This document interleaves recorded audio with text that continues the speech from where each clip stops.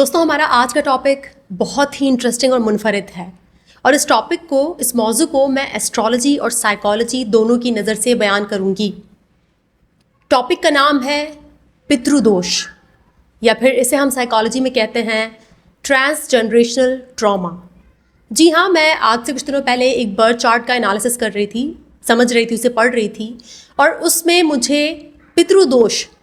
नामी एक कॉन्सेप्ट को पढ़ने का मौका मिला। और जब मैंने उसे पढ़ा तो मुझे लगा कि यार ये तो ट्रांस जनरेशनल ट्रॉमा की तरह है। ट्रांस जनरेशनल ट्रॉमा हम उस ट्रॉमा को कहते हैं जो किसी भी फैमिली में नस्ल दर नस्ल चलता आ रहा होता है उनके आबा व अजदाद से। लफ्ज़ पितृ का मतलब होता है एंसेस्टर्स, आपके आबा व अजदाद, और दोष का मतलब होता है मिस्टेक या फिर गलतियाँ। तो पितृदोष, जिसे पितरा दोष भी कहते हैं, और ट्रांस जनरेशनल ट्रॉमा तकरीबन एक ही जैसे कॉन्सेप्ट्स हैं। और आज मैं आपसे इस टॉपिक पर बात करूंगी। सबसे पहले तो मैं आपको ये बताऊंगी कि इसके इफ़ेक्ट्स क्या हैं, इसके असरात क्या होते हैं आपकी फैमिली पर, आप पर, और फिर उसके बाद मैं बताऊंगी कि आपने इससे कैसे निपटना है, कैसे इस ट्रॉमा की साइकिल को आपने तोड़ना है ताकि आपकी आने वाली जो नस्लें हैं वो इसके दर्द से ना गुजरें। दोस्तों, इस टॉपिक पर बात करना इसलिए बहुत ज़रूरी है, मेरे पास ऐसे बहुत से क्लाइंट्स आते हैं, बहुत से लोगों से मैं बात करती हूँ। अक्सर जब मैं उन्हें समझती हूँ या उनकी बात सुनती हूँ तो मुझे जो चीज़ नज़र आई वो ये था कि उन्हें ऐसा लगता है कि वो ना इनफरादी शख्सियत है, एक इंडिविजुअल इंसान है और इस दुनिया में वो आए हैं और जो भी उनके मसाइल हैं उसके लिए सिर्फ वो ख़ुद ज़िम्मेदार हैं। और यही वजह है कि वो अपने आप को बहुत ब्लेम करते हैं, उनकी बहुत लो सेल्फ़ इस्टीम होती है, नेगेटिव सेल्फ इमेज होता है और उन्हें ऐसा लगता है कि वो अपनी नाकामी और अपनी मिजरेबल लाइफ के लिए सिर्फ़ और सिर्फ खुद ज़िम्मेदार हैं।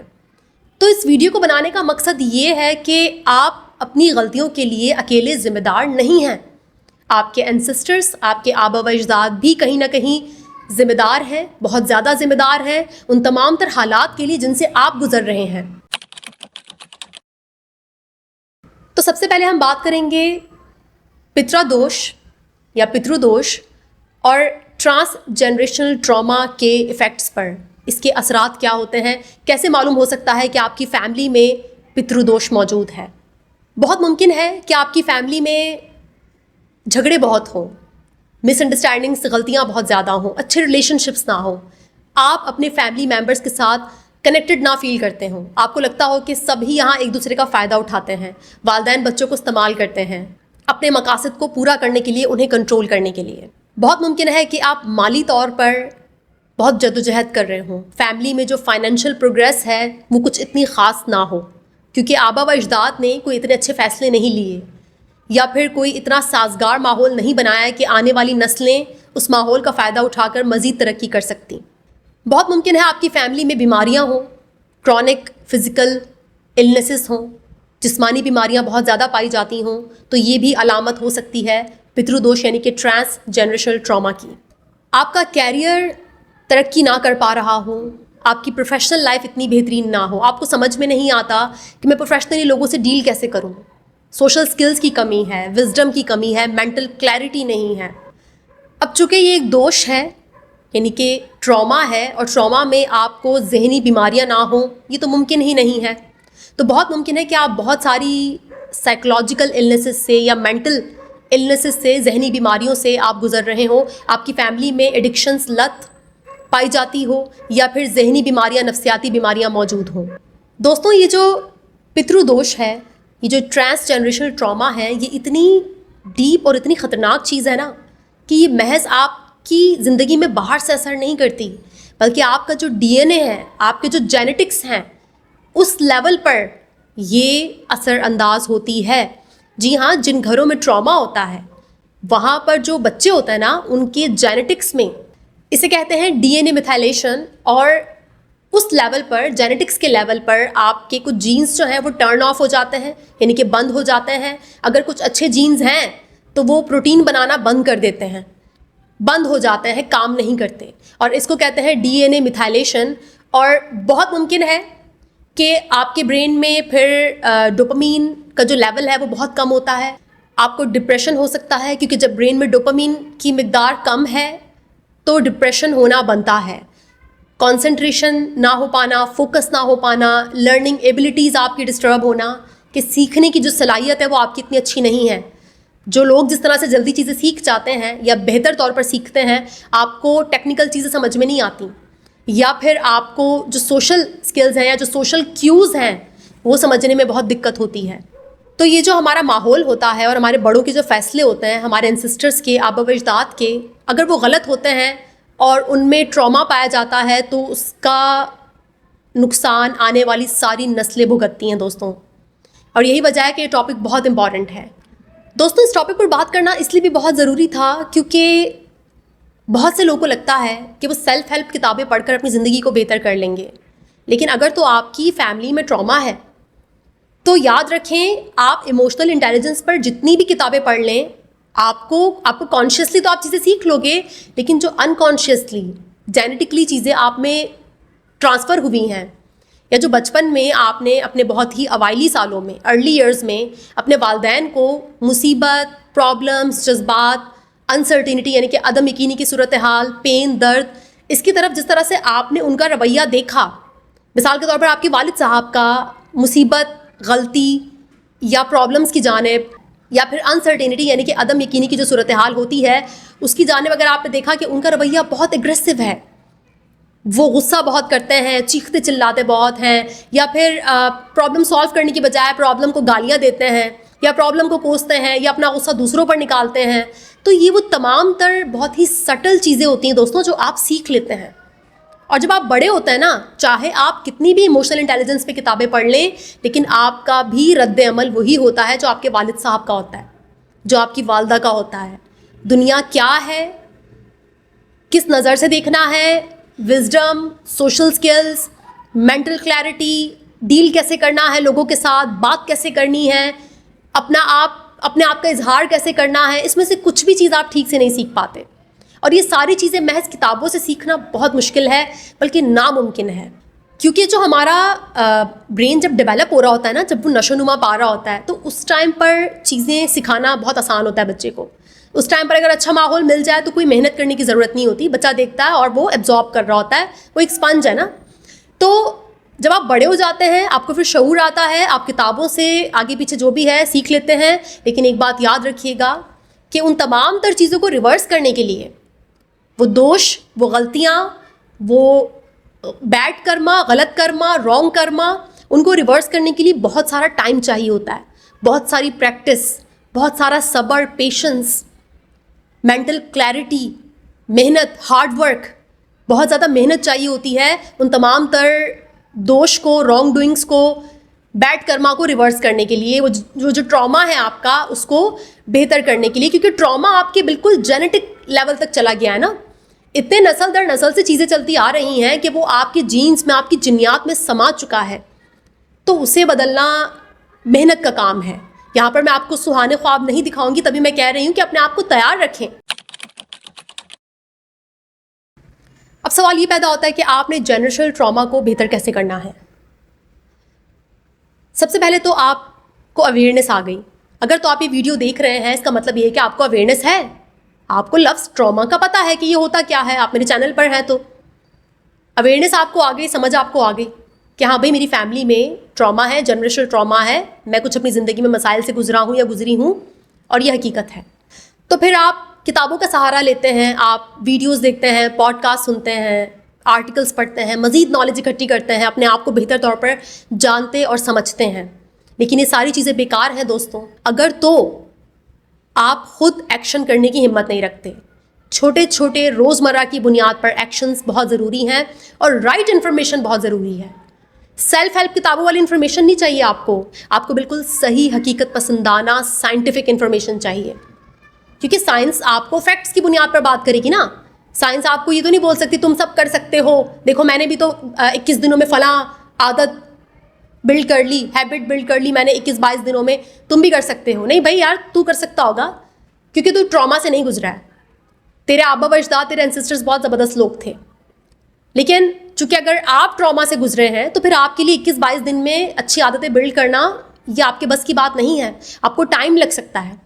تو رائٹ انفارمیشن، صحیح انفارمیشن اور سائنس کی مدد لینا بہت ضروری ہے، نہ کہ یہ جو سیلف ہیلپ کتابیں ہیں نا ان کی مدد، کیونکہ یہ نہیں سمجھتی، ان کو نہیں پتا بھائی ٹراما کیا ہوتا ہے، ان کو کیا پتا جینیٹکس کیا ہوتا ہے، ان کو تو کچھ اندازہ نہیں ہے نا. تو یہاں پر آپ نے رائٹ انفارمیشن کا سہارا لینا ہے، سائنس کا اور سائنٹیفک ریسرچ کا سہارا لینا ہے. دوستوں دوسری اہم بات یہاں پر جو میں آپ کو بتانا چاہتی ہوں وہ ہے آپ کا ایٹیٹیوڈ، آپ کا رویہ یا آپ کا پرسیپشن، آپ کا تصور جنریشنل ٹراما یعنی کہ پترا دوش کی جانب. پہلی بار مجھے ٹرانس جنریشنل ٹراما کو پڑھتے بنا سائیکالوجی سے زیادہ ایسٹرالوجی کا ایٹیٹیوڈ پسند آیا. سائیکالوجی کا ایٹیٹیوڈ تھوڑا سا ایموشنز والا تھا، آپ کہہ سکتے ہیں کہ اتنا اسٹریٹ فارورڈ نہیں تھا، اتنا نیوٹرل نہیں تھا، اس میں کہیں نہ کہیں تھوڑا وکٹم ہوڈ شامل ہے. جبکہ ایسٹرالوجی کا جو ایٹیٹیوڈ تھا نا وہ بہت ہی نیوٹرل اور ڈائریکٹ تھا کہ بھائی یہ تیرا پترا دوش ہے، تیرا یہ پلانٹ میلفک یہاں پر ہے 4 فادرس کے ہاؤس میں، اور یہ تیرا پترا دوش ہے اور یہ مسئلہ ہے، صحیح کرنا ہے تو صحیح کر لے ورنہ نسل در نسل یہ پرابلم چلتی رہے گی. سمپل. نہ کسی کو بلیم کرنا، نہ کسی کو جو ہے نا وہ شیم کرنا، نہ خود وکٹم ہوڈ میں جانا، بلکہ پرابلم کو آئیڈینٹیفائی کرنا، اور چاہے وہ پرابلم کسی اور کی وجہ سے کیوں نہ ہوئی ہو، آپ کی غلطی ہے بھی نہیں لیکن صحیح پھر بھی آپ نے کرنی ہے،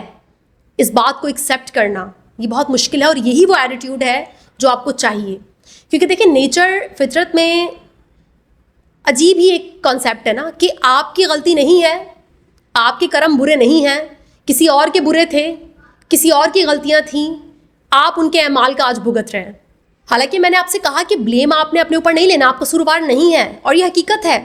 میں تبھی کہہ رہی ہوں کہ آپ نے سارا شیم بلیم خود کو نہیں کرنا، آپ نکمے نہیں ہو، آپ کو وہ انوائرمنٹ نہیں ملا، آپ پر وہ محنت نہیں کی گئی جو دوسرے بچوں پر ہوئی، جو آج اپنی کامیابی کا ڈنکا بجا رہے ہیں ہر جگہ. تو یہاں پر آپ نے خود کو بلیم نہیں کرنا، لیکن آپ نے وکٹم ہوڈ میں بھی نہیں جانا، کیونکہ آپ نے نیچر کے اس لاء کو فالو کرنا ہے نا